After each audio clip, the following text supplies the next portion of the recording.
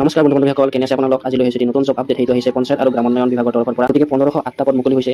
যিসকল গ্ৰেজুৱেট হয় সেইসকলে এই পষ্টৰ কাৰণে এপ্লাই কৰিব পাৰিব। গতিকে আহকচোন ভিডিঅ'টো ষ্টাৰ্ট কৰোঁ। বন্ধুসকল, এইখনে হয় অফিচিয়েল এডভাৰটাইজমেণ্ট। মুকলি হৈছে 19 ফেব্ৰুৱাৰী তাৰিখে PNRD ডিপাৰ্টমেণ্টৰ ফালৰ পৰা। টোটেল পষ্ট হৈছে 1508টা পষ্টৰ কাৰণে ভেকেঞ্চি ওলাইছে। খুবেই এটি ভাল পষ্ট। গতিকে কি পষ্টত ভেকেঞ্চি ওলাইছে সেইটো চাই চাওঁ আহক। গতিকে এক্ৰেডিট ইঞ্জিনিয়াৰ, কম্পিউটাৰ এছিষ্টেণ্ট, গ্ৰাম ৰস্কেল সহায়ক, গ্ৰাম পঞ্চায়ত কৰ্ডিনেটৰ পষ্টৰ কাৰণে টোটেল 1508টা ভেকেঞ্চি ওলাইছে। গতিকে চাব পাৰে organisation PNRD department. Total post 1508টা। জব টাইপ কণ্ট্ৰাকচুৱেল হ'বলৈ গৈ আছে। এপ্লিকেশ্যন মোড অনলাইন হ'ব। ষ্টাৰ্ট ডেট 22 ফেব্ৰুৱাৰীৰ পৰা ষ্টাৰ্ট হৈছে অনলাইন এপ্লিকেশ্যন। গতিকে লাষ্ট ডেট হ'বলৈ গৈছে 22 মাৰ্চ তাৰিখে। আৰু এপ্লিকেশ্যন ফিজ কোনো ধৰণৰ এপ্লিকেশ্যন ফিজ দিব নালাগে। ভেকেঞ্চি ওলাইছে এক্ৰেডিট engineer 291 post, age limit 18 to 40 years, salary 18,000 per month দিয়া হ'ব। লগতে কোৱালিফিকেশ্যন কি বিচাৰিছে? ডিপ্ল'মা ইন চিভিল ইঞ্জিনিয়াৰিং, লগতে diploma in computer application diploma থকা হ'ব লাগিব।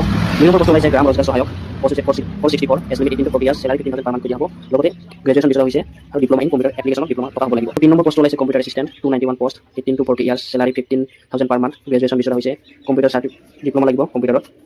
লগতে 4 নম্বৰ পষ্টটো হৈছে গ্ৰাম পঞ্চায়ত কৰ্ডিনেটৰ 462 পদত ভেকেঞ্চি ওলাইছে। Age limit 18 to 40 years, salary হ'বলৈ গৈছে 15,000 পাৰ মান্থ, গ্ৰেজুৱেশ্যন বিচৰা হৈছে।